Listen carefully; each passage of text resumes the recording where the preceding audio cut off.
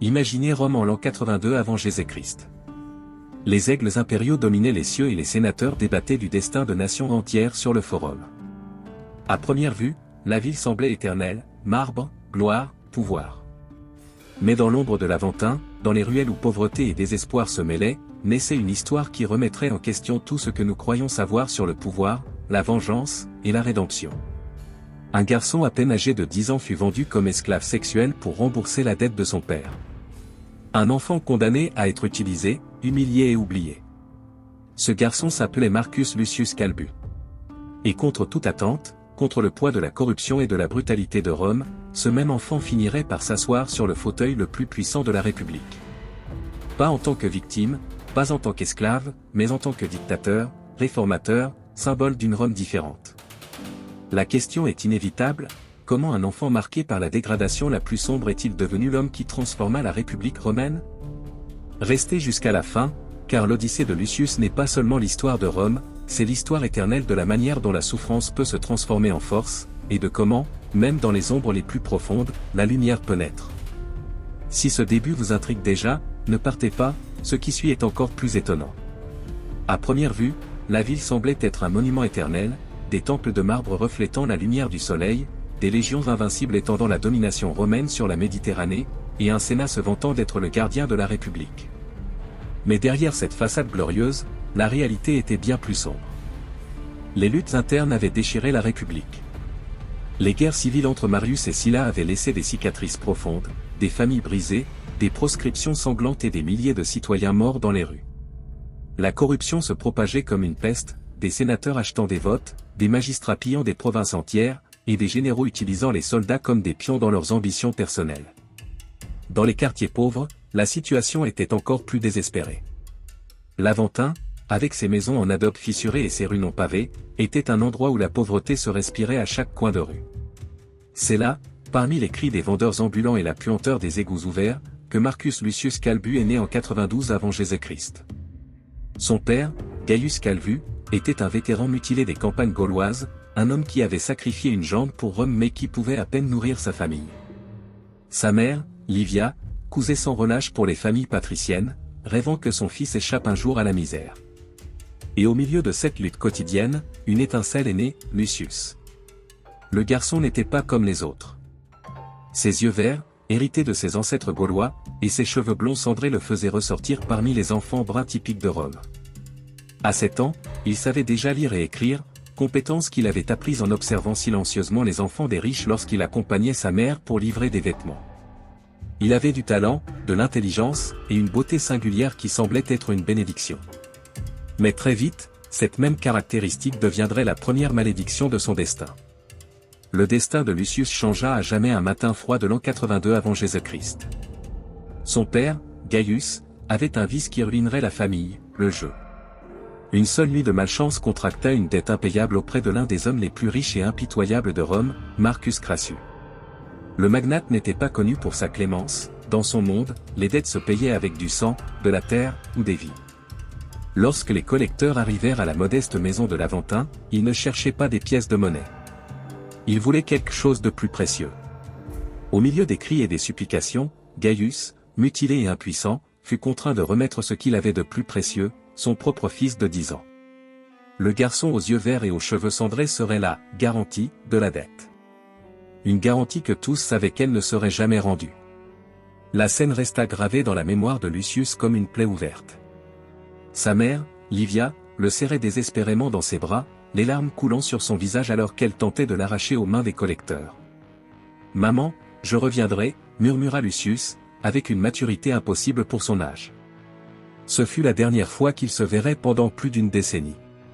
Ce jour-là, un enfant innocent quitta la chaleur de son foyer pour être entraîné au cœur le plus sombre de Rome. Il ne le savait pas encore, mais il entrait dans une prison dorée de marbre et de richesse où la dignité humaine valait moins que le prix d'un verre de vin. Et là, son enfer commencerait. La maison de Marcus Crassus sur le Palatin était un palais. Marbre de Carrare dans les couloirs, fresques racontant des exploits héroïques, jardins parfumés de roses de Damas. Pour tout Romain, c'était un symbole de pouvoir et de luxe. Mais pour Lucius, cette beauté n'était rien d'autre qu'une prison déguisée en or. Il fut confié à Quintus Hortensius, le superviseur des esclaves de Crassus, un homme corpulent, le visage couvert de cicatrices et dont le caractère imposait la terreur. Il parlait peu, mais frappait beaucoup. Cette première nuit, enfermé dans un sous-sol humide avec d'autres enfants capturés, Lucius comprit que sa vie précédente était terminée. Ici, il n'était ni fils, ni citoyen. Il était une marchandise. Les autres esclaves lui racontèrent à voix basse la cruelle réalité, certains seraient serviteurs dans les cuisines, d'autres gladiateurs, mais Lucius, à cause de sa beauté singulière, était destiné à quelque chose de bien pire. Crassus était célèbre parmi l'élite pour organiser des banquets secrets où les hommes les plus puissants de Rome assouvisaient leurs vices les plus sombres. Et Lucius serait préparé pour devenir un objet de plaisir. Les jours se transformèrent en semaines de formation à l'obéissance. On lui apprit à se taire quand il voulait crier, à sourire quand son âme se brisait, à devenir invisible lorsqu'on n'avait pas besoin de lui. Et lorsque le moment vint pour ses fêtes privées, il découvrit le vrai visage de la corruption romaine, sénateurs, consuls et patriciens qui, le jour, prêchaient la vertu sur le forum, se livraient la nuit à la dégradation la plus vile. Lucius a enduré des horreurs inimaginables. Mais au milieu de cet enfer, quelque chose l'a sauvé, son esprit. Chaque fois qu'on le brisait physiquement, il se rappelait les histoires que son père lui racontait sur des héros comme Caton et Scipio. Il se répétait que la dignité pouvait résister, même dans le coin le plus sombre. Là, dans le sous-sol de Crassus, un enfant esclave commençait à forger l'esprit d'un futur leader. Au milieu de ce tourment, Lucius découvrit quelque chose qui changerait son destin. La véritable force ne résidait pas dans les muscles ni dans les chaînes, elle était dans l'information. Il n'avait que 12 ans lorsqu'il commença à le comprendre. Pendant les interminables banquets de Crassus, alors que les puissants le traitaient comme un objet, il écoutait. Il faisait semblant de se soumettre, mais derrière ses yeux verts, il enregistrait chaque mot. Il savait que les Romains, ivres de vin et d'arrogance, révélaient leurs secrets les plus sombres lorsqu'ils pensaient que personne ne les écoutait. Lucius mémorisait tout, quel sénateur conspirait contre un autre, quel consul avait des dettes cachées, quel patricien cachait des amants ou des affaires douteuses. Il avait une mémoire prodigieuse. Chaque détail était gravé dans son esprit comme une inscription sur pierre. Sans qu'il le sache, un enfant esclave devenait le dépositaire des secrets les plus dangereux de Rome.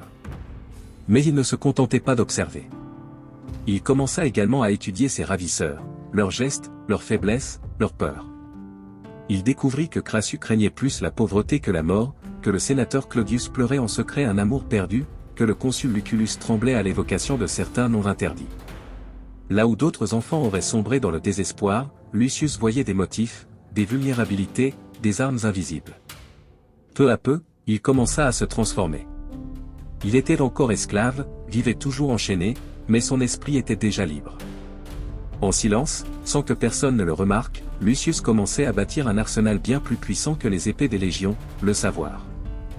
Et il savait que, le moment venu, cela serait sa clé pour s'échapper, et se venger.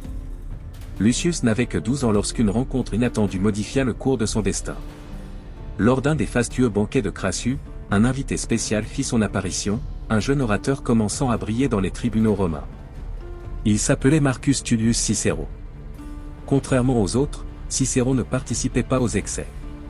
Il observait en silence, mal à l'aise, comme si la corruption autour de lui le dégoûtait. Cette nuit-là, Lucius fut chargé de servir le vin à la table principale.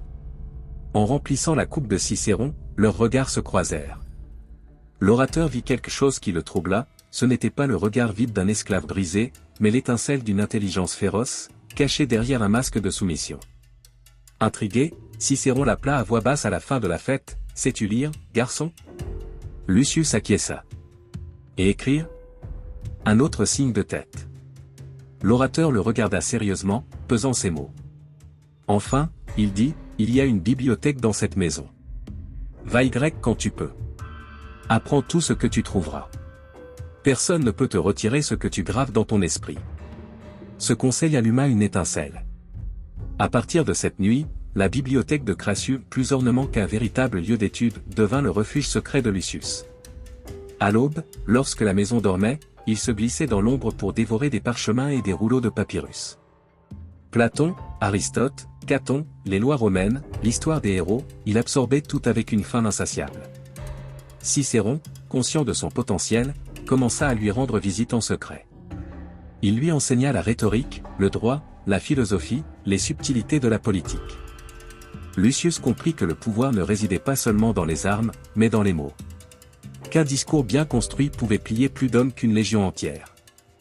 Et ces leçons clandestines ne lui donnèrent pas seulement du savoir, elles lui donnèrent quelque chose qu'aucun maître ne pouvait lui enlever, l'espoir. Un enfant esclave se forgeait comme orateur, stratège et conspirateur. Et bien qu'il portât encore des chaînes, à l'intérieur il marchait déjà comme un homme libre. Lucius avait maintenant 14 ans. 2 années d'apprentissage clandestin avec Cicéron l'avaient transformé, d'un enfant soumis en un jeune homme à l'esprit affûté comme une épée. Son corps portait encore les marques des chaînes, mais son esprit était devenu celui d'un stratège. Et maintenant, il était prêt pour son premier mouvement.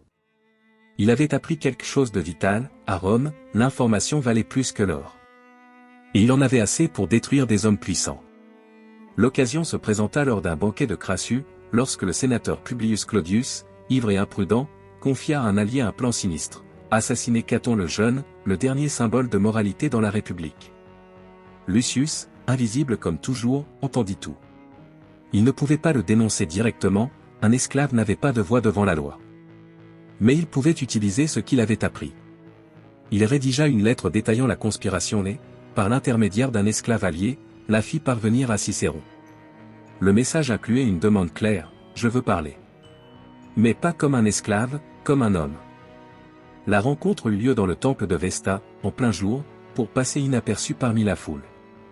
Là, avec un calme qui démentait son âge, Lucius révéla ce qu'il savait. Cicéron l'écouta, impressionné par la précision avec laquelle il relatait chaque détail. Finalement, il lui demanda, « Que veux-tu en échange de ces informations ?» Lucius le regarda sans hésiter, « Ma liberté, et quelque chose de plus. Je veux les détruire. Je veux qu'ils paient pour ce qu'ils m'ont fait. » Ce fut la naissance d'un pacte silencieux. Cicéron comprit que ce jeune homme ne cherchait pas seulement à s'échapper. Il voulait la justice, il voulait la vengeance, et il avait l'intelligence nécessaire pour y parvenir. Il n'était pas un simple esclave, c'était un joueur sur l'échiquier politique de Rome. Et ce jour-là, pour la première fois, Lucius cessa d'être seulement une victime. Il devint conspirateur. La confession des conspirateurs contre Caton fut le déclencheur. Les hommes, arrêtés et interrogés, confirmèrent rapidement chaque détail que Lucius avait révélé secrètement à Cicéron. Soudain, ce jeune esclave cessa d'être invisible, il était devenu la clé d'une affaire qui aurait pu changer le cours de la République. Et cela lui conférait un pouvoir que personne ne pouvait ignorer. Cicéron savait que le moment était venu de tenir sa promesse. Mais libérer Lucius n'était pas si simple. Crassus restait l'un des hommes les plus influents de Rome, le dénoncer directement aurait déclenché une guerre politique pour laquelle il n'était pas encore prêt. Il fallait être plus rusé. Caton trouva la faille légale, une loi ancienne stipulait que tout esclave pouvait réclamer sa liberté s'il prouvait avoir sauvé la vie d'un citoyen romain de rang sénatorial. Et Lucius, en découvrant la conspiration contre Caton, avait fait exactement cela. La procédure fut rapide, mais non moins solennelle. Aux ides de mars 1978 avenue Jésus-Christ, Lucius fut conduit au forum sous le regard attentif des curieux, magistrats et sénateurs. Crassus, humilié, ne put s'opposer, il savait qu'affronter publiquement Caton et Cicéron mettrait en péril tout son réseau de pouvoir. Ainsi, devant témoins officiels, Marcus Lucius Calbus fut déclaré affranchi. On lui remit un petit bonnet symbolique, le pileux, signe de liberté, et, pour la première fois depuis des années, il parcourut Rome sans chaîne ni marque de propriété. Il n'était plus une marchandise. Il était un homme avec un nom propre. Mais Lucius ne s'arrêta pas là. La liberté n'était que la première étape. La véritable consécration survint quelques semaines plus tard, lorsque Cicéron l'appela comme témoin lors d'un procès qui allait ébranler les fondations du Sénat, le procès contre Caius Ver, l'un des sénateurs les plus corrompus de l'époque. Le forum romain était bondé ce jour-là. Patriciens, plébéiens, commerçants, esclaves, tous voulaient voir le jeune homme dont les rumeurs couraient déjà. Certains l'appelaient « l'enfant de Caton », d'autres « l'ombre de Crassus », et d'autres, avec un respect croissant, simplement « Lucius ». Lorsqu'il monta à la tribune, un murmure parcourut la foule. Il était jeune, bien trop jeune pour être là, mais son allure imposait. Il portait une toge blanche simple, mais immaculée, que Caton avait insisté pour lui donner. Son regard vert brillait d'un mélange de sérénité et de feu. Et lorsqu'il parla, sa voix claire et ferme coupa le silence comme une épée. « Honorable sénateur, je ne viens pas pour vous demander de la compassion. Je viens apporter la vérité. » Ce qui suivit fut un témoignage dévastateur. Pendant plus de 3 heures, Lucius narra avec précision chirurgicale les crimes de Vert. Non seulement les pots de vin et le pillage des fonds publics pour lesquels il était officiellement accusé, mais aussi sa participation aux orgies clandestines organisées dans les villas de Crassus. Il cita noms, dates, montants, et même des conversations mot à mot, mémorisées avec l'exactitude d'un scribe. Personne dans le forum ne pouvait nier sa mémoire prodigieuse. Puis arriva le moment le plus saisissant. Lucius parla de lui-même. D'une voix ferme, mais sans victimisation, il raconta comment il avait été utilisé comme divertissement lors de ses fêtes privées. Il décrivit comment des hommes qui, le jour, parlaient de vertu et de loi au Sénat, détruisaient la nuit des enfants esclaves comme s'ils étaient des coupes à vin jetables. Le silence était total. Certains sénateurs se remuaient sur leur siège, d'autres pâlissaient en se reconnaissant dans ses paroles. Les citoyens ordinaires regardaient, stupéfaits, ce jeune homme qui, après avoir vécu l'enfer, osait accuser les plus puissants devant toute Rome. Quand il eut terminé, il n'y eut ni applaudissements ni acclamations. Il y eut un silence lourd, dense, comme si tous comprenaient qu'ils assistaient à un moment historique. Le témoignage de Lucius n'avait pas seulement condamné Vert, qui fut exilé peu après, mais avait aussi révélé au peuple romain le visage hypocrite d'une élite corrompue.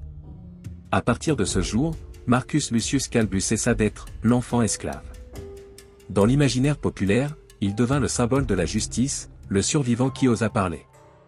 Les marchés, les rues, et même les termes publics répétaient son nom, Lucius, le garçon qui a affronté le Sénat. Pour les masses, il était un héros.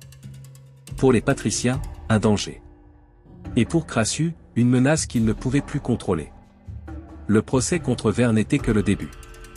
La voix de Lucius devint une dague invisible plantée au cœur de l'aristocratie corrompue. Et parmi toutes les ombres qui tremblaient à Rome, il y en avait une plus grande, plus dangereuse, Marcus Licinius Crassus, l'homme qui avait acheté son enfance comme on achète un cheval, l'homme qu'il avait jeté en enfer. Maintenant, ce même jeune homme qu'il croyait détruit démantelait son empire de l'intérieur. Crassus tenta de résister. Pendant un temps, il feignit l'indifférence, convaincu que la tempête passerait. Mais Lucius n'était pas une tempête passagère, il était un incendie qui se répandait rapidement, alimenté par la colère du peuple et l'ingéniosité de Cicéron. Chaque nouveau témoignage, chaque dénonciation, chaque secret que Lucius révélait affaiblissait les fondements du pouvoir de Crassus.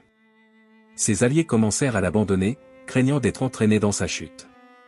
Le magnate décida alors de recourir à ce qu'il savait faire de mieux, la violence. Une nuit, il envoya des assassins pour éliminer le jeune affranchi. Mais Lucius n'était plus un garçon sans défense. Anticipant le mouvement, il avait constitué une petite garde personnelle composée de gladiateurs affranchis et de vétérans de guerre qui le respectaient pour son courage. L'attaque échoua. Et l'effet fut dévastateur pour Crassus, la tentative d'assassinat fit de Lucius un héros populaire. Le peuple ne voyait plus seulement un témoin, mais un combattant qui affrontait l'homme le plus riche de Rome et survivait. Les rues ont commencé à scander son nom. Lucius. Lucius. Les plébéiens l'acclamaient dans les forums, les affranchis le suivaient comme un chef naturel, et même certaines familles patriciennes, fatiguées de la corruption, commencèrent à le soutenir en secret. Ce qui avait commencé comme une vengeance personnelle se transformait en un mouvement politique. Rome, lasse d'être pillée par son élite, trouvait en ce jeune homme un étendard d'espoir. Crassus, acculé, fut finalement accusé dans une série de procès pour corruption et abus. Ses biens commencèrent à être saisis, ses alliés les plus proches le trahirent un par un. Sa chute fut aussi spectaculaire que sa richesse avait été immense. Humilié et exilé, il fut contraint de se retirer dans ses domaines en Asie mineure. Là, il mourait quelques années plus tard dans la guerre contre les Parthes, mais à Rome, son nom resta à jamais terni. Lucius, en revanche, s'élevait tel un météore. À seulement 17 ans, il était courtisé par des factions rivales, considéré comme un symbole de justice et de renouveau.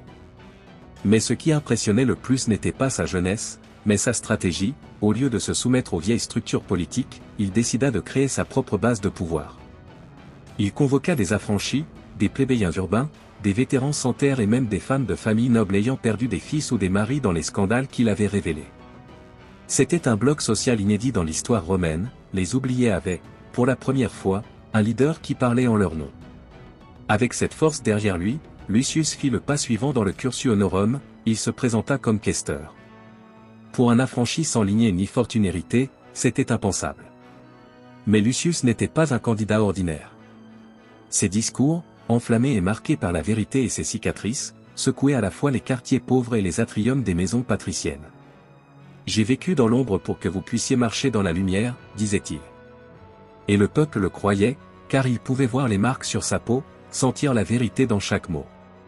Les élections de 76 avenue Jésus-Christ marquèrent un tournant. Lucius non seulement gagna, il obtint plus de votes que tout autre candidat dans l'histoire de Rome jusqu'alors. L'impossible était devenu réalité.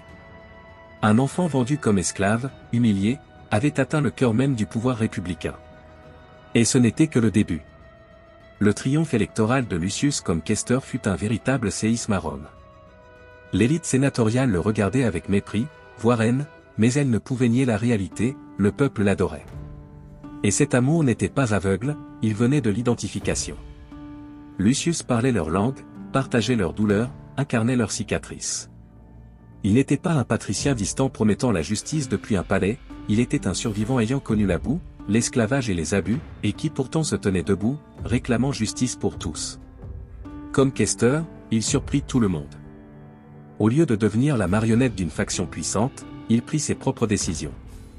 Il instaura des contrôles stricts sur la collecte des impôts, démantelant les réseaux de corruption qui saignaient le trésor public. Il créa un fonds spécial pour les orphelins et les enfants abandonnés, inspiré de son propre passé.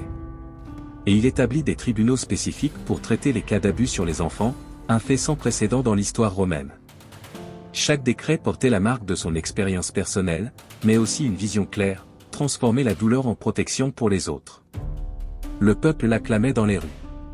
Les plébéiens voyaient en lui un défenseur, les vétérans sentèrent l'appelaient frère, et même certains patriciens réformistes se rapprochaient.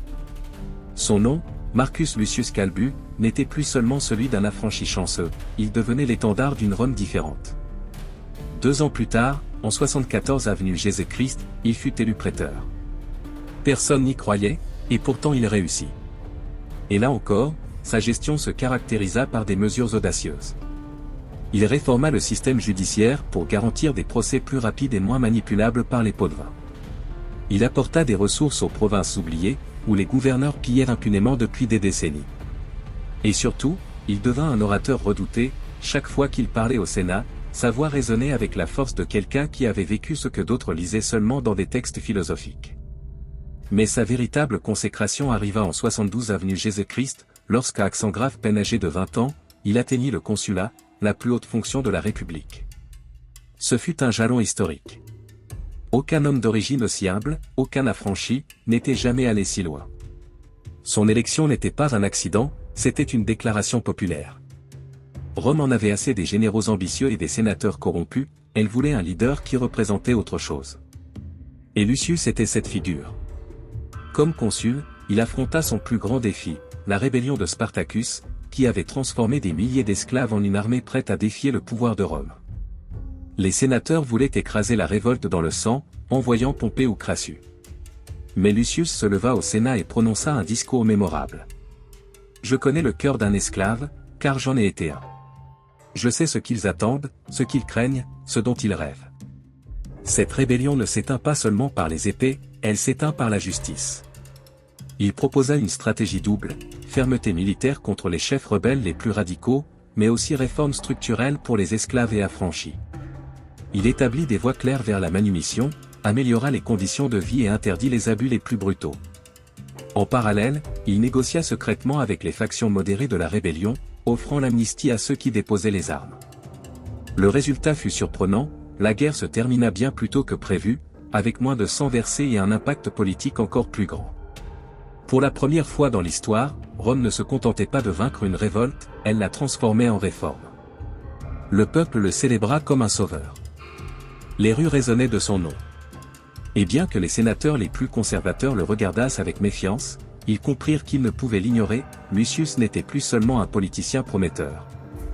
Il était l'homme le plus puissant de Rome. Et il y était parvenu non pas grâce à des armées privées ou des fortunes héritées, mais par la force de son intelligence, sa résilience et le soutien des masses. La vie de Marcus Lucius Calbu nous rappelle une vérité inconfortable mais éternelle. Le plus grand pouvoir ne naît ni de la richesse ni de la lignée, mais de la capacité à transformer la douleur en but. Cet enfant vendu comme esclave, humilié et réduit à un objet, non seulement survécut à l'enfer, mais transforma ses cicatrices en armes de justice, devenant l'un des leaders les plus influents de Rome. Son histoire est un miroir qui nous parle encore aujourd'hui, plus de 2000 ans plus tard. Elle nous enseigne que la grandeur ne consiste pas à ne jamais tomber, mais à se relever même quand le monde entier vous a condamné. Que la véritable force ne réside pas dans les privilèges hérités, mais dans la résilience de ceux qui, malgré tout, refusent de se rendre. Lucius changea Rome, mais changea aussi la signification du pouvoir. Il montra que, même dans la société la plus corrompue, la voix d'un seul peut ébranler des empires. Et bien que sa vie fût courte, son héritage traversa les siècles, l'idée que la dignité humaine mérite protection et que les plus vulnérables ne doivent jamais être oubliés. Maintenant, je vous pose la question. Quelles leçons pouvons-nous tirer aujourd'hui de la vie de Lucius? Pensez-vous qu'un seul individu peut encore défier des systèmes entiers de corruption et d'abus? Partagez votre avis dans les commentaires, partagez cette vidéo si l'histoire de Lucius vous a touché, et n'oubliez pas de vous abonner pour plus de récits révélant les lumières et les ombres de l'histoire humaine. Car comme nous l'enseigne Lucius, peu importe à quel point votre départ est sombre, il existe toujours la possibilité de transformer la douleur en grandeur.